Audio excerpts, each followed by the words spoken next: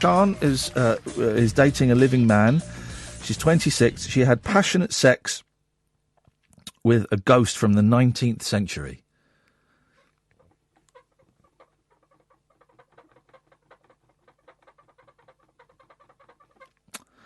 After splitting from my long-term boyfriend 3 years ago, I rented a 16th century cottage in West Wales. I was immediate, and these are both, I don't know why it should be important, but these are both very attractive women. I don't know why that should be important. Maybe because I think attractive men and women aren't nuts. You know what I mean? If they were, unattractive men or women, you kind of think, okay, well, there's obviously something lacking in their lives, so they have to make up this stuff to, kind of. But these are very attractive people. I mean, attractive people can be nuts and liars. I've been out with some, I was immediately taken by the painting of a handsome man above the mantelpiece, which dated back to 1820. Excuse me, a little yawn there. This is what doing this, and Good Morning Britain does to you. A few months after I moved in, I woke up to find a dark-haired, very good-looking young man lying next to me. He was fully clothed in a loose white shirt, a neck scarf, and old-fashioned breeches. Oh, there's a picture of the guy. Do you know who this guy looks like? He looks like me. I'm going to show now I've got the YouTube channel back. I'm going to show the YouTubers this guy. This guy looks like me. That's the guy. Can you see that? There we go. That's me. That's me. That's freaky. I hadn't noticed that before.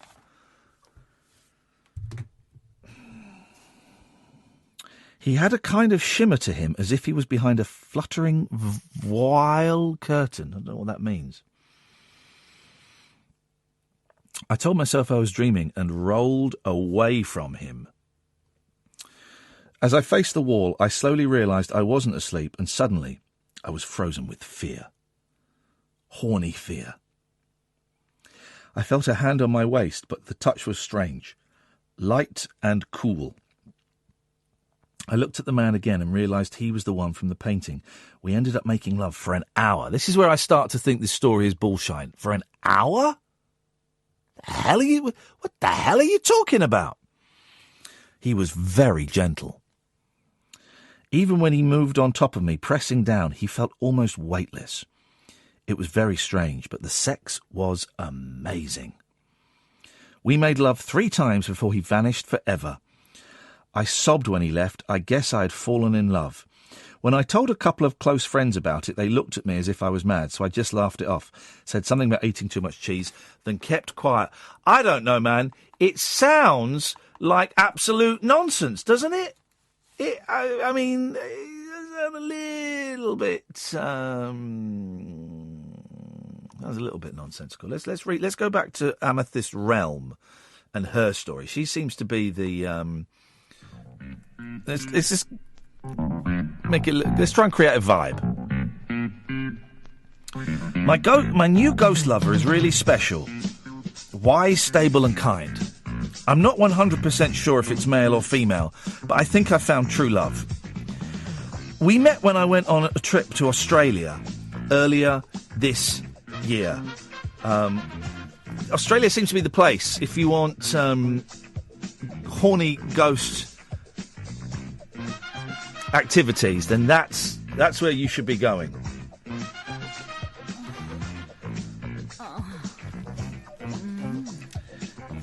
Spirits usually remain in one place, but I'm delighted this one followed me back to the UK. I was happy and excited, so excited in fact, we headed to the Plain Loo, and I'm now a member of the Mile High Club. Orgasms I have with my spirit lovers have been way deeper and more satisfying than any I've had with ordinary men. I have given up sleeping with human men.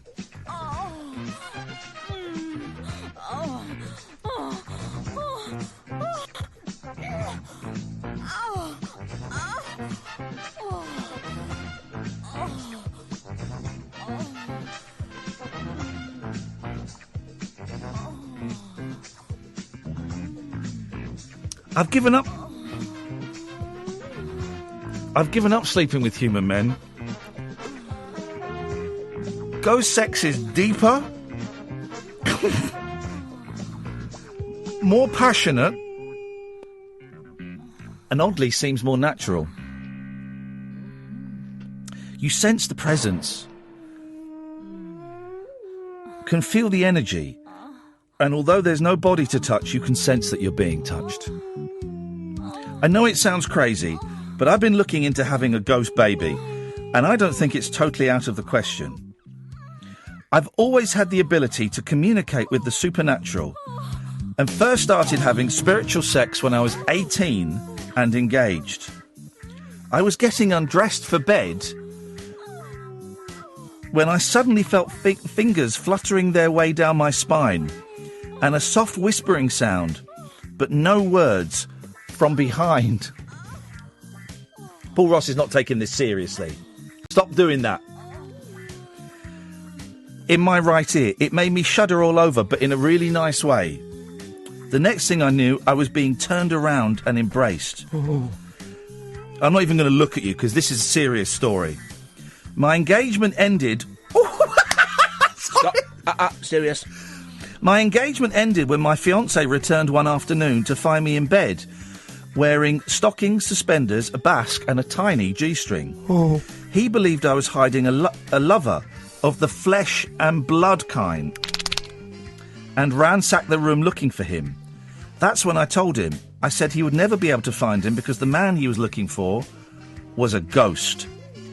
He immediately packed his belongings and left. Run for the hills! Because he realised you were an absolute fruitcake, my darling. That is why. Have you read the... I saw I was lurking in the doorway for about 15 minutes. Did you read the headline at the bottom of the page for that one? I did. Yeah. Do you want to do it? Go on. Go on. Ghosts give us the willies. There we go, you see, I mean... It's beautiful, don't analyse it. I hope they gave their headline writer free donuts and coffee for the rest of the day. Join me, Iain Lee, for interesting conversations you don't usually hear on the radio. Week Monday, I get shoes. Dolly Parton, I listen to a record all day long. The Late Night Alternative with Iain Lee on Talk Radio. That was the most profoundly upsetting call I've ever heard in my life.